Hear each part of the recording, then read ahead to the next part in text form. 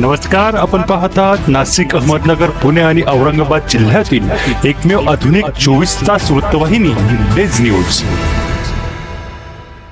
सिन्नरचे अजितदादा पवार गटाचे आमदार माणिकराव कोकाटे यांनी आज दिनांक 12 मे रोजी त्यांच्या संपर्क कार्यालयात पत्रकार परिषद घेऊन आपली भूमिका स्पष्ट केली। मुख्यमंत्री शिंदे तसेच उपमुख्यमंत्री पवार यांच्या मनधरणीनंतर महायुतीचा प्रचार करण्यासाठी त्यांनी कार्यकर्त्यांना सूचना दिल्या।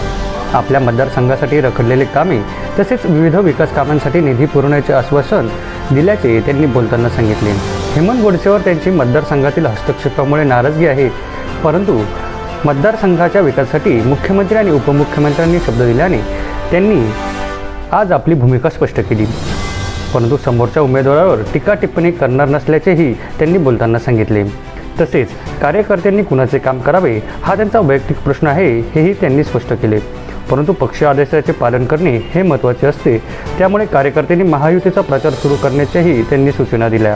कोकाटे यांच्या भूमिकेमुळे नक्की या राजकारणाच्या आखाड्यात काय बदल घडतो तसेच सिन्नर तालुक्यातील जनतेच्या भावना काय आहेत हे बघण्याचे आता औत्सुक्याचे ठरेल। डेज न्यूजसाठी संकल्प भालेराव, सिन्नर। नाशिक लोकसभेच्या निवडणुकीसंदर्भामध्ये सिन्नर विधानसभा मतदारसंघामध्ये कार्यकर्त्यांच्या मनामध्ये अनेक दिवसापासून संभ्रम होता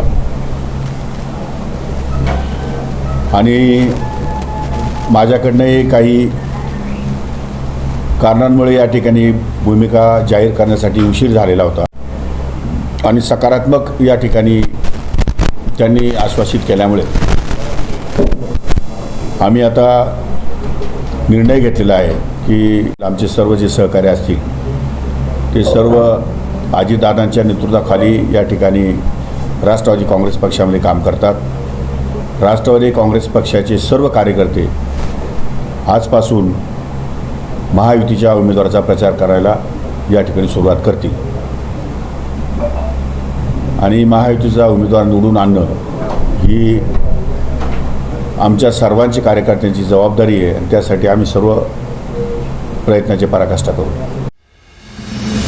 नमस्कार, आपण पाहतात नाशिक, अहमदनगर, पुणे आणि औरंगाबाद जिल्ह्यातील एकमेव आधुनिक 24 तास वृत्तवाहिनी डेज न्यूज।